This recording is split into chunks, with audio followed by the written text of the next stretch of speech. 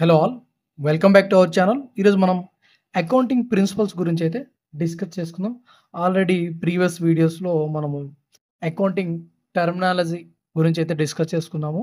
ఇప్పుడు accounting principles అండి. ఈ అకౌంటింగ్ ప్రిన్సిపల్స్ మనకు ఎందుకు యూజ్ అయితాయి అనేది ఇప్పుడు చూద్దాం. The accounting principles are general accounting procedures, practices which guide the accountant in the preparation of accounting records. It can be classified into accounting concepts and accounting conventions. మనకు ఈ accounting principles అనేటివి మనకు accounts ఏ విధంగా prepare చేయాలి, ఏ విధంగా మనము implement చేయాలని, how to వాటి యొక్క ప్రొసీజర్ ఏ విధంగా ఉంటుంది, వాటి అవి ఏ విధంగా మనము ప్రాక్టీస్‌లో పెట్టాలి అని తెలియజేసేటివే మనకు అకౌంటింగ్ ప్రిన్సిపల్స్. ఇవి అకౌంటెంట్‌కి అకౌంట్స్ ప్రిపేర్ చేసే టైంలో గైడ్ చేస్తది. ఏ విధంగా మనం అకౌంట్స్ ప్రిపేర్ చేయాలని ఈ అకౌంటింగ్ ప్రిన్సిపల్స్ అకౌంటెంట్‌కి గైడ్ చేస్తాయి. ఈ అకౌంటింగ్ ప్రిన్సిపల్స్ ప్రకారమే అకౌంటెంటు అకౌంట్స్ అనేది ప్రిపేర్ చేయాల్సి ఉంటుంది. ఈ అకౌంటింగ్ ప్రిన్సిపల్స్ అనేది మనకు 2 విధాలుగా డివైడ్ చేయడం జరిగింది. ఒకటొచ్చేసి అకౌంటింగ్ కాన్సెప్ట్స్, ఇంకొకటి అకౌంటింగ్ కన్వెన్షన్స్. ఈ అకౌంటింగ్ కాన్సెప్ట్స్, ఈ అకౌంటింగ్ కన్వెన్షన్స్ ప్రకారమే మనము అకౌంట్స్ అనేది ప్రిపేర్ చేయాల్సి ఉంటుందండి. మనం ఫస్టు కాన్సెప్ట్స్ చూద్దాం. అకౌంటింగ్ కాన్సెప్ట్స్ ఇవి కింద ఒక 9 అకౌంటింగ్ కాన్సెప్ట్స్ ఉన్నాయి. అవి మనం డిస్కస్ చేసుకుందాం. ఈ అకౌంటింగ్ కాన్సెప్ట్‌ని, ఈ కన్వెన్షన్స్‌ని బేస్ చేసుకొని అకౌంటెంటు అకౌంట్స్‌ని ప్రిపేర్ చేయడం జరుగుతుంది. ఈ అకౌంటింగ్ కాన్సెప్ట్స్‌ని, కన్వెన్షన్స్‌ని బేస్ చేసుకొని మాత్రమే అకౌంట్స్ ప్రిపేర్ చేయాలి. ఆ విధంగా ప్రిపేర్ చేసినట్లయితే మనకు కరెక్ట్ రిజల్ట్ అనేది వస్తుంది. లీగల్‌గా మనకు ఎటువంటి ఇష్యూస్ అనేది ఉండవు. ఈ అకౌంటింగ్ ప్రిన్సిపల్స్ ప్రకారం అండ్ ఈ ప్రిన్సిపల్స్ ప్రకారం మాత్రమే మనం ప్రిపేర్ చేస్తే ఎటువంటి లీగల్ ఇష్యూస్ అనేది ఉండవు. ఎప్పుడైనా కూడా ఒక ప్రాసెస్ ఉంటే ఆ ప్రాసెస్ ప్రకారం మాత్రమే అకౌంటింగ్ స్టాండర్డ్స్ ప్రకారం, అకౌంటింగ్ ప్రిన్సిపల్స్ ప్రకారం మాత్రమే మనము అకౌంట్స్ ప్రిపేర్ చేయాలి. ఓకేనా? ఫస్ట్ బిజినెస్ ఎంటిటీ కాన్సెప్ట్ అండి. ఈ బిజినెస్ ఎంటిటీ కాన్సెప్ట్ అంటే as per this concept business organisations are treated as a separate entity. Business organisation అనేది ఒక separate entity which can be different from the owners or shareholders who provide capital to it. ఇక్కడ business entity concept ఏం చెప్తుందంటే business వేరు, owner వేరు అని చెప్తుంది. ఇక్కడ బిజినెస్ వేరు, ఓనర్ వేరు. సపోజ్కి మనము బిజినెస్లోకి ఓనరు క్యాపిటల్ని ఇంట్రొడ్యూస్ చేస్తారు. క్యాపిటల్ని ఇంట్రొడ్యూస్ చేయడం వల్ల అక్కడ బిజినెస్లోకి మనీ వచ్చింది. ఇచ్చింది ఎవరు? ఓనరు.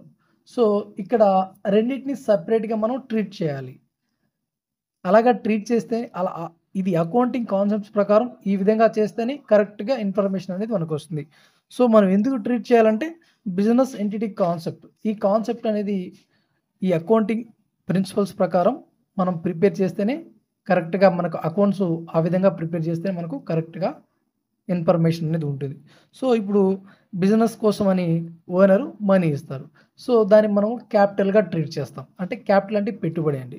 సపోజ్ బిజినెస్ కొరకు ఓనరు ఒక 50,000 ఇచ్చారనుకో. సో మనం అక్కడ బిజినెస్‌లోకి మనీ వస్తుంది. సో బిజినెస్‌కి అప్పు ఇచ్చింది ఎవరు? ఓనర్ ఇచ్చాడు. అక్కడ ఓనర్‌ని మనము క్రెడిటార్‌గా చూపిస్తాం. మనకి ఎంట్రీ వచ్చేసి క్యాష్ వస్తుంది కాబట్టి క్యాష్ అకౌంట్ డేటార్ టు మీకు ఎంట్రీస్ తర్వాత అర్థమైతాయండి. సపోజ్ మీకు రాస్తున్నాను, నెక్స్ట్ ఎంట్రీ చెప్తాను. Cash account debtor to capital account అని ఉంటుంది. సో ఈ క్యాపిటల్ అంటే ఈ పెట్టుబడి. మన బిజినెస్ కోసం ఓనర్ ఇచ్చిన ఈ పెట్టుబడిని మనం క్యాపిటల్ అంటాము. ఓకేనా? సో సపోజ్ ఇంకొక ఎగ్జాంపుల్ చెప్తాను. మీకు ఈ బిజినెస్ ఎంటిటీ కాన్సెప్ట్ ఇంకొక విధంగా ఉపయోగపడుతుంది. ఓనర్ ఒక్కొక్కసారి మేనేజింగ్ డైరెక్టర్ గాను, చైర్మన్ గాను పనిచేస్తారు. ఏది వేరే వాళ్ళ మీద నమ్మకం లేక బిజినెస్‌లో ఆయనే ఓనర్ గాను లేదా డైరెక్టర్‌గా ఉంటారు. సో ఆయనే ఓనర్‌గా, డైరెక్టర్‌గా ఉండటం వల్ల మనకు ఆయన సాలరీ అనేది బిజినెస్ పే చేయాలి. అలా పే చేయటం వల్లే మనకు కరెక్ట్ ప్రాఫిట్స్ అనేది తెలుస్తాయి మనకు.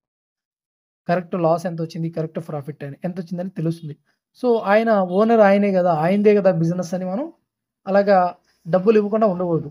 ఆయన మేనేజర్‌గాను లేదా డైరెక్టర్‌గా పనిచేస్తున్నాడు కాబట్టి, కంపెనీ వ్యవహారాలు చూస్తున్నారు కాబట్టి, ఆయనకి ఖచ్చితంగా బిజినెస్ అనేది మనీ సాలరీ రూపంలో పే చేయాలి అలా పే చేయడం వలన మాత్రమే మనకు కరెక్ట్‌గా ప్రొసీజర్ ఫాలో అవుతున్నట్టు, కరెక్ట్‌గా ఇన్ఫర్మేషన్ ఫాలో అవుతున్నట్టు. ఓకేనా? సో, ఎప్పుడైనా గూడా బిజినెస్ ఎంటిటీ కాన్సెప్ట్ ప్రకారం బిజినెస్ వేరు, ఓనర్ వేరు. ఓకేనా? ఇది మీరు గుర్తుంచుకోవాలి. మనం ఈ విషయం మనకు ఫర్దర్‌గా మనము అప్‌కమింగ్ క్లాసెస్‌లో జర్నల్ ఎంట్రీస్ రాసుకున్నప్పుడు ఇంకా మీకు క్లియర్‌గా అర్థమవుతుంది. ఓకేనా? నెక్స్ట్ డ్యూయల్ యాస్పెక్ట్ కాన్సెప్ట్ అండి. ఇక్కడ మనకు డ్యూయల్ యాస్పెక్ట్ కాన్సెప్ట్ గురించి తెలుసుకుందాం. మనకు dual aspect principle is the basis for double entry system of bookkeeping. All business transactions recorded in accounts have 2 aspects. ఒకటి receiving benefit and giving benefit. ఇక్కడ చూడండి dual aspect concept అంటే 2 situations, 2 సందర్భాలు అని అర్థం. ఇది డబుల్ ఎంట్రీ బుక్ కీపింగ్ సిస్టమ్‌కి సంబంధించింది. ఓకేనా? Double entry book keeping base చేసుకొని ఈ కాన్సెప్ట్ అనేది ఉంటుంది. సో, దీని అర్థం ఏంటంటే సపోజ్‌కి మనము మనకి కొన్ని గూడ్స్ పర్చేజ్ చేసాం. గూడ్స్ పర్చేజ్ చేసినప్పుడు మనకు ఎంట్రీ ఏమొస్తది? సపోజ్ గూడ్స్ పర్చేజ్ చేసాం. క్యాష్ పర్చేజ్ అండి. క్యాష్ ఇచ్చి మనం పర్చేజ్ చేసుకున్నాం. సో, మనకప్పుడు గూడ్స్ పర్చేజ్ అకౌంట్‌ని డెబిట్ చేసుకుంటాం. పర్చేజ్ అకౌంట్‌ని పర్చేజ్ అకౌంట్ డేటా టు క్యాష్. ఎందుకంటే ఇక్కడ క్యాష్ అనేది వెళ్ళిపోయింది. బిజినెస్‌లోంచి క్యాష్ వెళ్ళిపోవడం వల్ల మనము క్రెడిట్ చేసుకున్నాము. ఈ పర్చేజ్ అనేది ఎక్స్‌పెన్సెస్. సో, ఈ పర్చేజ్ అనేది ఎక్స్‌పెన్సెస్ కాబట్టి దీన్ని మనం డెబిట్ చేసుకున్నాం. ఇక్కడ 2 యాస్పెక్ట్‌లు ఉన్నాయి. ఇక్కడ రిసీవింగ్ బెనిఫిట్. ఇక్కడ బిజినెస్ కొరకు మనము పర్చేజ్ చేసాము. పర్చేజ్ చేసాం కాబట్టి రిసీవింగ్ బెనిఫిట్. ఇక్కడ బెనిఫిట్‌ని రిసీవ్ చేసుకుంది ఎవరు? బిజినెస్. సో, బిజినెస్ మనము రిసీవింగ్ బెనిఫిట్ అంట. రిసీవింగ్ బెనిఫిట్ కాబట్టి పర్చేజ్ అనేది ఒక ఎక్స్‌పెన్సెస్ కాబట్టి దీన్ని మనం డెబిట్ చేసుకున్నాము. Next cash account. క్యాష్ అనేది మనకు బిజినెస్ నుంచి వెళ్ళిపోతుంది. సో, గివింగ్ బెనిఫిట్ అంటే ఇక్కడ ఎవరు గివింగ్ బెనిఫిట్? ఎవరైతే సేల్ చేసినారో వాళ్ళు మీకు బెనిఫిట్ ఇచ్చారు. బెనిఫిట్ ఇవ్వడం వల్ల ఆయన క్యాష్ తీసుకున్నాడు. అర్థమైందా? ఇక్కడ చెప్పడం మెయిన్ ఉద్దేశ్యం ఏందంటే ఇక్కడ ఒక ట్రాన్సాక్షన్‌కి 2 యాస్పెక్ట్స్ అంటే బిజినెస్ కాన్సెప్ట్ ప్రకారం డ్యూయల్ యాస్పెక్ట్ కాన్సెప్ట్ ప్రకారం మనకు ఒక ట్రాన్సాక్షన్‌కి 2 యాస్పెక్ట్స్, 2 సందర్భాలుంటాయి. ఒకటొచ్చేసి రిసీవింగ్ బెనిఫిట్, ఇంకోటి గివింగ్ బెనిఫిట్. సపోజ్‌కి మనము cash introduced owner cash introduced into business అన్నామనుకోండి. మనకప్పుడు ఎంట్రీ ఏమొస్తది? క్యాష్ అకౌంట్ డేటా టు జనరల్ ఎంట్రీస్ తర్వాత చెప్తాను. క్యాష్ అకౌంట్ డేటా టు క్యాపిటల్ అకౌంట్ అండి. ఇక్కడ చూడండి మీకు ఇంకా క్లియర్‌గా అర్థమవుతది. ఇక్కడ ఏంటంటే క్యాష్ అనేది మనం బిజినెస్‌లోకి వస్తుంది. సో, ఇక్కడ మనీ రిసీవింగ్ చేసుకుంటున్నాం. ఎవరు రిసీవ్ చేసుకుంటున్నారు? మీరు ఎప్పుడు ఆలోచించినా కూడా బిజినెస్ యాస్పెక్ట్‌లోనే ఆలోచించాలి. బిజినెస్ పాయింట్ ఆఫ్ వ్యూలోనే ఆలోచించాలి. బిజినెస్‌లోకి ఏమొచ్చినా దాన్ని డెబిట్ చెయ్యి. బిజినెస్‌లోంచి ఏం వెళ్ళిపోయినా దాన్ని క్రెడిట్ చెయ్యి. ఓకేనా? బిజినెస్ ఏమన్నా రిసీవ్ చేసుకునిందా? దాన్ని డెబిట్ చెయ్యి. బిజినెస్ ఎవరికైనా ఇచ్చిందా? దాన్ని క్రెడిట్ చేయాలి. ఈ విధంగా మీరు ఆలోచించాలి. ఓకేనా? ఇక్కడ క్యాష్ అనేది బిజినెస్‌లోకి వచ్చింది.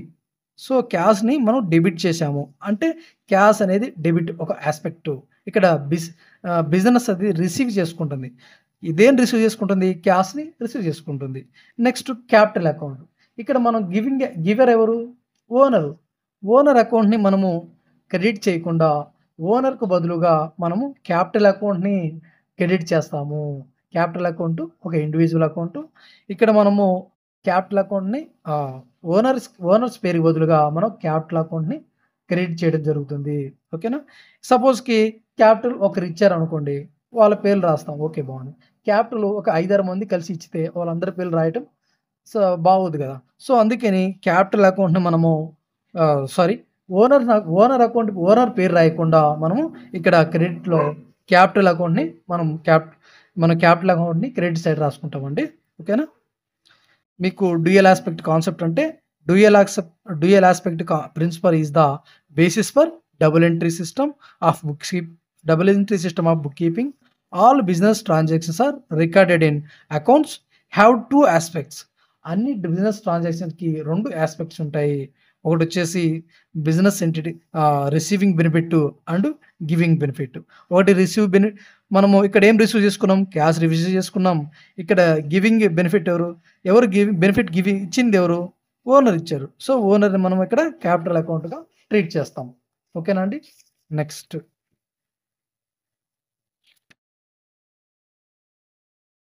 వచ్చేసి మనకు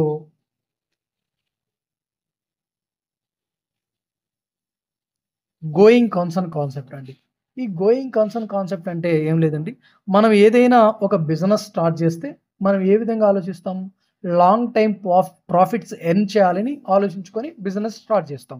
అదే ఇక్కడ చెప్పాడు. గోయింగ్ కన్సర్న్ కాన్సెప్ట్ అంటే as per this concept it is assumed that organisation will continue for long time unless until it has entered into a state of liquidation. అంటే మనం ఏదైనా ఒక బిజినెస్‌ని ఈ గోయింగ్ కన్సర్న్ కాన్సెప్ట్ ప్రకారం మనం ఏదైనా ఒక బిజినెస్‌ని స్టార్ట్ చేస్తే దాన్ని మనం లాంగ్ టర్మ్ రన్ చేయాలని కోరుకుంటాం. Long term profits. మనం బిజినెస్ ఎందుకు స్టార్ట్ చేస్తాం? మనకు లాభాలు రావాలని స్టార్ట్ చేస్తాం కదా! సో, లాభాలు రావాలని స్టార్ట్ చేసినప్పుడు లాంగ్ టర్మ్ మనం డబ్బులు రావాలనుకుంటామా? షార్ట్ టర్మ్‌కి వచ్చే సాలే అనుకుంటాము. అట్లా కాదు కదండీ. ఎవరైనా కూడా లాంగ్ టర్మ్‌లో మనకు లాభాలు రావాలని కోరుకుంటారు కాబట్టి ఈ గోయింగ్ కన్సర్న్ కాన్సెప్ట్ ప్రకారము మనకి లాంగ్ టర్మ్‌లో లాంగ్ టర్మ్ బిజినెస్ అనేది రన్ చేయాలని మనం అనుకుంటాం. ఓకేనా? సో, ఇది ఇక్కడ మనకు గోయింగ్ కన్సర్న్ కాన్సెప్ట్‌లో కూడా అదే చెప్తున్నారు. Long time unless until it has entered into a state of liquidation. అంటే బిజినెస్ క్లోజ్ అయ్యేంత వరకు మనము బిజినెస్ క్లోజ్ అయ్యేంత వరకు అంటే మనకు బిజినెస్ రన్ చేయలేము అనేంత వరకు మనం బిజినెస్‌ని ఇక్కడ స్టార్ట్ చేస్తాము. ఈ గోయింగ్ కన్సర్న్ కాన్సెప్ట్ మనకు అదే తెలియజేస్తుంది. మనం సపోజ్‌కి మన బిజినెస్‌లో ఒక 10 మంది పార్ట్నర్స్ ఉండి 10 మంది ఉన్నారనుకోండి. ఒకళ్ళు ఇద్దరు చనిపోయినంత మాత్రాన మనం బిజినెస్‌ని ఆఫ్ చే స్టా క్లోజ్ చేయలేం కదా! సో, అదే ఇక్కడ చెప్తున్నారు. మనం ఏదైనా కూడా బిజినెస్ అనేది లాంగ్ టర్మ్ రన్ చేయడానికి మాత్రమే మనం లాంగ్ టర్మ్ రన్ చేయాలనే ఉద్దేశ్యంతో మనము స్టార్ట్ చేస్తాము. ఈ గోయింగ్ కన్సర్న్ కాన్సెప్ట్ మనకి ఇదే తెలియజేస్తుంది. నెక్స్ట్ మనీ మెజర్‌మెంట్ కాన్సెప్ట్ అండి. ఈ మనీ మెజర్‌మెంట్ కాన్సెప్ట్ అనేది in accounting all the transactions are recorded in terms of money. In other words అన్ని ట్రాన్సాక్షన్స్‌ని మనము మనీ రూపం మనీ ట్రాన్సాక్షన్స్ మాత్రమే రికార్డ్ చేస్తాము. In other words events or transactions that can't be expressed in terms of money are not recorded in books of accounts. ఒకవేళ ఏదైనా ఈవెంట్స్‌ని గానీ లేదా ఏదైనా ట్రాన్సాక్షన్స్‌ని గానీ మనము మనీలో that can't be expressed in terms of మనీలో ఎక్స్‌ప్రెస్ చేయలేకపోతే not recorded in books of accounts. వాటిని మన బుక్స్ ఆఫ్ అకౌంట్స్‌లో రికార్డ్ చేయలేము అని ఇక్కడ క్లియర్‌గా చెప్తుందనమాట money measurement concept. So, money measurement concept ప్రకారం ఏదైనా ట్రాన్సాక్షన్ బిజినెస్‌లో జరిగితే అది బిజినెస్‌లో అది మనీలో మెజర్ అయ్యి ఉండాలి. మనీలో మెజర్‌మెంట్ చేయగలిగేటట్లుగా ఉండాలి. సపోజ్‌కి మనకు వర్కర్స్ ఎఫిషియన్సీ ఉందండి. వర్కర్స్ ఎఫిషియన్సీని మనం మనీలో మెజర్ చేయలేము. డైరెక్టర్స్ ఎఫిషియన్సీ లేదా హెచ్ఆర్ పాలిసీస్ వీటన్నిటిని కూడా మనము మెజర్ చేయలేము. హెచ్ఆర్ పాలిసీస్ బాగున్నాయని అంటాం కానీ వాటి యొక్క రేట్ ఇంత అని అనలేము కదా! సో, అదే విధంగా డైరెక్టర్ బాగా ఎఫిషియన్సీగా వర్క్ చేస్తున్నారు అని అనగలుగుతామే గానీ ఆయన రూ. 1,00,000 ఎఫిషియన్సీ చేస్తున్నారని చెప్పలేం. సో, వాటిని మనము నాన్ మానిటరీ ట్రాన్సాక్షన్స్ అంటాం. వాటిని మనం మనీలో మెజర్ చేయలేము. ఓకేనా? సో, ఇది అండి దీని యొక్క కాన్సెప్ట్. Money measurement concept. ఏదైనా ట్రాన్సాక్షన్‌ని మనీలో మెజర్ చేసేటట్టుగా ఉంటేనే దాన్ని మనము బుక్స్ ఆఫ్ అకౌంట్స్‌లోకి రికార్డ్ చేస్తాము. లేకపోతే రికార్డ్ చేయలేమని ఈ మనీ మెజర్‌మెంట్ కాన్సెప్ట్ అనేది మనకు తెలియజేస్తుంది. నెక్స్ట్ కాస్ట్ కాన్సెప్ట్ అండి. మనము ఈ కాస్ట్ కాన్సెప్ట్‌ని చూద్దాం ఒకసారి. ఈ కాస్ట్ కాన్సెప్ట్ ప్రకారం as per this concept an asset is ordinarily recorded at the price paid to acquire it. ఈ కాస్ట్ కాన్సెప్ట్ ఏం చెప్తుందంటే మనం ఎంతకైతే ఆ వస్తువుని పర్చేజ్ చేశామో లేదా ఆ వస్తువుని తెచ్చుకున్నామో ఎంత ప్రైస్‌కి తెచ్చుకున్నామో అంత ప్రైస్ మాత్రమే మనము కన్సిడర్ చేయాలి. అది ఆ ప్రైస్ మాత్రమే మనం రికార్డ్ చేయాలి. సపోజ్‌కి హ్మ్. సపోజ్‌కి మనము బుక్స్‌లో ఆహ్, మనం ఎంత మనీ అయితే ఈ ఈ ఒక అసెట్ కోసం లేదా ఒక మెషినరీ కోసం ఎంత మనీ పే చేస్తామో అంతనే మనం రికార్డ్స్ రాసుకోవాలి. ఒకవేళ రికార్డ్స్ రాసేటప్పటికి దాని యొక్క వాల్యూ అనేది ఎక్కువైందనుకోండి. సపోజ్‌కి ఒక 5,000 మనం కొన్నాము. దాని వాల్యూ మనం రికార్డ్స్ రాసేటప్పటికి 7,000 అయిందనుకో. సో, మనం అంత దాని కాస్ట్ మెషినరీ కాస్ట్ అంత రాయకూడదండి. కాస్ట్ కాన్సెప్ట్ ప్రకారం నువ్వు ఎంతైతే దాని కొరకు ఎంతైతే పర్చేజ్ చేసి నువ్వు ఎంత పే చేసి దాన్ని కొన్నావో అంత మాత్రమే నువ్వు రికార్డ్ చేయాలి దాంట్లో. ఓకే. సపోజ్‌కి నీకు 5,000 ఉంది. నువ్వు కొన్నప్పుడు. ఇప్పుడు 7,000 ఉంది. నువ్వు రికార్డ్స్ రాసేటప్పుడు 7,000 నువ్వు ఎంటర్ చేయకూడదు. నువ్వు ఎంతైతే దాని కొరకు పే చేశావో అంతనే నువ్వు రికార్డ్ చేయాలి. కాస్ట్ కాన్సెప్ట్ నీకు అదే తెలియజేస్తుందనమాట. నెక్స్ట్ అకౌంటింగ్ పీరియడ్ కాన్సెప్ట్ అండి. ఈ అకౌంటింగ్ పీరియడ్ కాన్సెప్ట్ అంటే an accounting period is the interval of time at the end of which financial statements are prepared to ascertain the financial performance of the organisation. ఈ accounting period concept అంటే మనము accounts అనేది per every ఇయర్‌కి ఒకసారి accounts అనేది ప్రతి ఒక్క organisation prepare చేస్తుందనమాట. ఎందుకు ప్రిపేర్ చేస్తుందంటే financial statements are prepare to find out the financial performance of the organisation.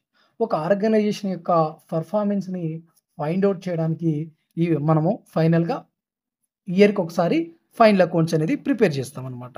ఈ అకౌంటింగ్ పీరియడ్స్ 2 రకాలు ఉంటాయి. ఒకటి క్యాలెండర్ అకౌంటింగ్ ఇయర్, ఒకటి financial accounting year. Calendar accounting year వచ్చేసి 1st జనవరి నుంచి 31st డిసెంబర్ వరకు క్యాలెండర్ అకౌంటింగ్ ఇయర్ అంటాము.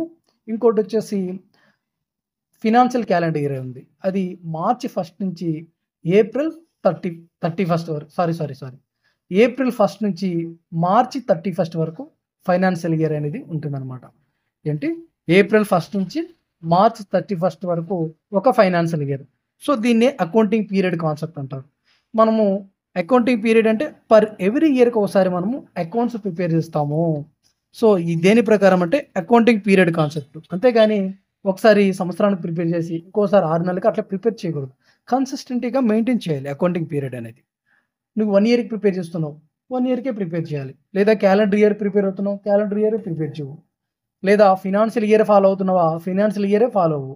ఏదైనా నీవు ఒక ప్రాసెస్సే ఒక ప్రొసీజరే నువ్వు ప్రిపేర్ చేయాలి. ఎందుకు ప్రిపేర్ చేస్తాం ఫైనల్ అకౌంట్స్‌ని ఇయర్‌లో ఫైనల్‌గా ఎందుకు ప్రిపేర్ చేస్తామంటే మన యొక్క బిజినెస్ యొక్క ఫినాన్షియల్ స్టేటస్ ఏ విధంగా ఉంది, లాసెస్ ఉన్నాయా, లాభాలు ఉన్నాయా అని తెలుసుకోవడానికి మనము అకౌంట్స్ ప్రిపేర్ చేసుకుంటాం. నెక్స్ట్ అక్యూరల్ కాన్సెప్ట్ అండి. ఈ అక్యూరల్ కాన్సెప్ట్ అనేది బాగా ఇంపార్టెంట్. చూడండి ఒకసారి. Under the cash system of accounting the revenue and expenses are recorded only if they are actually received or paid in cash irrespective of accounting period to which they belong. అంటే cash system ప్రకారం మనం మీకు upcoming క్లాసెస్లో తెలుస్తుందండి cash book గురించి. Cash system అంటే cash system కావచ్చు, cash book ప్రకారం కావచ్చు. మనము ఎలాంటివి రికార్డ్ చేస్తామంటే వచ్చిన రెవెన్యూ కానీ లేదా పే చేసిన ఎక్స్పెన్సెస్ని కానీ రికార్డ్ చేస్తామన్నమాట. సో, ఇది క్యాష్ బుక్ ప్రకారం మనం రికార్డ్ చేస్తాం. కానీ యాజ్ పర్ అక్యూరల్ కాన్సెప్ట్ ప్రకారం occurrence of claims and obligations in respect of incomes or expenditures, assets or liabilities are recorded even though actual receipts or payments of money may not have been take place. So, ఇక్కడ ఏం చెప్పారంటే నీకు అక్యూరల్ concept ప్రకారం నీకు ఎవరైనా నీకు ఎవరైనా ఇవ్వాల్సి ఉంటే అంటే రిసీవబుల్స్ ఏమన్నా ఉన్నా లేదా పేమెంట్స్ నువ్వు ఎవరికైనా పే చేయాల్సిన ఉన్నా కూడా నువ్వు వాటిని పే చేయకున్నా లేదా వాళ్ళు నీకు సపోజ్‌కి నువ్వు ఎవరికైనా పే చేయాలి. ఎవరికైనా నువ్వు పే చేయాలి ఎవరికైనా నువ్వు పే చేయాల్సి ఉంది. వాళ్ళకి నువ్వు పే చేయలేదు. కానీ నువ్వు పేమెంట్ చేయాలి అన్నట్టు నువ్వు రాసుకోవాలి. ఇంకోటి ఎవరైనా నీకు ఇవ్వాలి మనీ. అది నీకు వాళ్ళు ఇవ్వలేదు. కానీ రిసీవబుల్స్‌లో నువ్వు వాటిని రాసుకోవాలి. సో, నీకు పేమెంట్స్ ఎవరైనా ఇవ్వాలన్నా లేదా నువ్వు ఎవరికైనా పే చేయాలన్నా కూడా వాళ్ళు నీకు మనీ ఇవ్వకున్నా కూడా నువ్వు రాసుకోవాలి. ఓకే. నీకు రావాల్సినటివి నువ్వు పే చేయాల్సినటివి రెంట్‌ని కూడా నువ్వు రికార్డ్ చేయాలి. ఎందుకంటే ఎగ్జాక్ట్ ప్రాఫిట్, ఎగ్జాక్ట్ లాసెస్ లేదా ఎగ్జాక్ట్‌గా ఫైనాన్షియల్ ఇన్ఫర్మేషన్ అనేది మీకు తెలుస్తుంది. కరెక్ట్ ఇన్ఫర్మేషన్ అనేది ఈ అక్యూరియల్ కాన్సెప్ట్ ప్రకారం నీకు రావాల్సినటివన్నీ రికార్డ్ చెయ్యి. లేదా నువ్వు పే చేయాల్సినటివన్నీ నువ్వు పే చేయలేదు. కానీ పే చేయవలసి ఉంది. అవి రికార్డ్ చెయ్యి. నీకు రావాల్సినవి ఉన్నాయి. నీకు ఇంకా రాలేదు. కానీ వాటిని కూడా నువ్వు రికార్డ్ చేయాలి.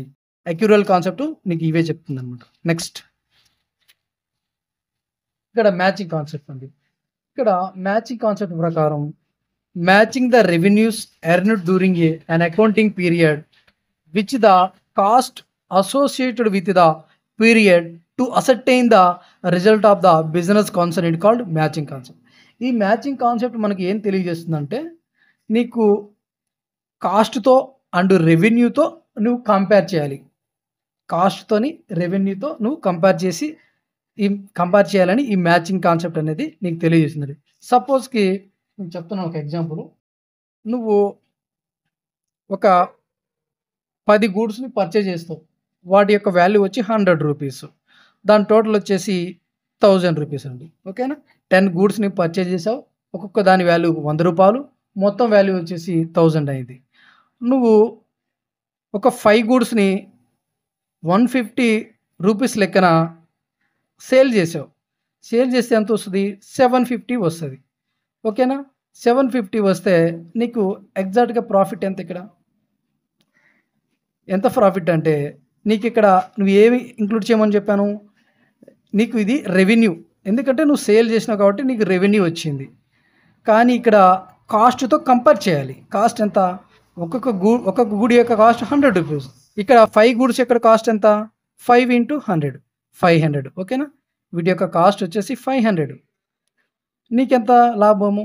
250. ఓకే? ప్రాఫిట్ వచ్చేసి ఇక్కడ 250 అండి. ఈ విధంగా నీవు రెవెన్యూని, కాస్ట్‌ని కంపేర్ చేయాలి అని మ్యాచింగ్ కాన్సెప్ట్ మనకు తెలియజేస్తుంది. ఓకేనా? నెక్స్ట్ అండి నెక్స్ట్ కాన్సెప్ట్ వచ్చేసి రియలైజేషన్ కాన్సెప్ట్ అండి. రియలైజేషన్ కాన్సెప్ట్ చూద్దాం. According to this concept revenue should be accounted for only when it is actually realized. ఓకేనా? మనం ఏదైతే ప్రొడక్ట్‌ని సేల్ చేస్తామో ఆ టైంలో ఎంత ప్రైస్ అయితే మనకు పే చేయాలని చెప్పామో ఆ ప్రైస్‌ని మాత్రమే కన్సిడర్ చేయాలి. ఫర్ ఎగ్జాంపుల్ చెప్తాను. ఇక్కడ మన దగ్గర బైక్స్ ఉన్నాయి. మనది బిజినెస్. మనము 20 బైక్స్ కావాలని వేరే వాళ్ళు మనల్ని పర్చేజ్ చేసి వేరే వాళ్ళకి కావాలని అడిగారు. 20 బైక్స్‌ని 50,000 లెక్కన మనం సేల్ చేసేసాం వాళ్ళకి. మనకు వచ్చిన రెవెన్యూ వచ్చేసి 10 lakhs రెవెన్యూ వచ్చింది. ఓకేనా? ఈ రెవెన్యూని మాత్రమే మనము బుక్స్‌లో రికార్డ్ చేయాలి, కన్సిడర్ చేయాలి. నెక్స్ట్ మార్చి 1న నీకు ఈ గూడ్స్ అనేది నువ్వు సేల్ చేసావు. సో వాళ్ళ దగ్గరికి ఈ 20 బైక్స్ వెళ్ళేటప్పటికి ఒక 1 మంత్ పట్టింది. మార్చి 1న ఈ గూడ్స్ నీవు వాళ్ళకి సేల్ చేసావు. అవి వాళ్ళ దగ్గరికి వెళ్ళేటప్పటికి నెక్స్ట్ 1 మంత్ పడుతుంది. అంటే ఏప్రిల్ 1 అనుకుందాం. ఒకవేళ వాటి యొక్క ప్రైస్ 2000 పెరిగి అంటే 20 బైక్స్ యొక్క వాల్యూ, ఒక్కొక్క బైక్ యొక్క వాల్యూ 52,000 అనేది 2000 పెరిగి 52,000 అయింది. సో ఇక్కడ మనము 52,000 అయింది కదని దీన్ని మనము వాళ్ళని పే చేయమని అడగకూడదు. ఎందుకంటే మనము రియలైజేషన్ కాన్సెప్ట్ ప్రకారం according to this concept revenue should be accounted for only when it actually realized. మనము ఆ రోజు ఎంతకైతే అమ్ముతాము అని చెప్పినామో దాని ప్రకారమే మనం రిసీవ్ చేసుకోవాలి మనీ. సపోజ్కి ఏప్రిల్ 1న మీకు 2000 పెరిగింది. ఒక్కోసారి ప్రైస్ కూడా డౌన్ అవుతుంది. సపోజ్కి 20 బైక్స్ వాల్యూ 40,000కి పడిపోయింది. సో అప్పుడు కూడా మనకు అమౌంట్ అనేది 50,000 లెక్కనే, అంటే ఒక్కొక్క బైక్ వాల్యూ 50,000 లెక్కనే మనము కన్సిడర్ చేయాల్సి ఉంటుంది. సో ఎవరైతే రిసీవర్ ఉన్నారో, బైక్స్ కొన్నారో, పర్చేజ్ చేశారో వాళ్ళు మాకు రేట్ తగ్గింది కదా, మాకు 40,000కి ఇవ్వండి అని అడిగేదానికి లేదు. ఎందుకంటే మనము అగ్రిమెంట్ ప్రకారం, రియలైజేషన్ కాన్సెప్ట్ ప్రకారం 50,000 అనేది బైక్ రేటు. అక్కడ తగ్గినా కూడా మనకి దాన్ని మనం కన్సిడర్ చేయము. 50,000 మాత్రమే మనకు ఆ రోజున మీకు సేల్ చేసే రోజున ఎంత ప్రైస్ ఉందో అదే ప్రైస్కి మనం కన్సిడర్ చేస్తాము. అదే ప్రైజు పే చేయాల్సి ఉంటుంది ఎవరైతే పర్చేజ్ చేశారో వాళ్ళు. ఇది మనకు రియలైజేషన్ కాన్సెప్ట్ మనకు తెలియజేస్తుంది అనమాట. ఓకేనా? వీడియోస్ కోసం అయితే మన ఛానల్ని సబ్స్క్రైబ్ చేసుకోండి, ఫాలో అవ్వండి. వీడియో నచ్చినట్లయితే తప్పకుండా లైక్ చేయండి. మీరు లైక్ చేస్తే ఎక్కువ మందికి రీచ్ అయ్యే అవకాశం ఉంది. ఓకేనా? థ్యాంక్ యూ అండి.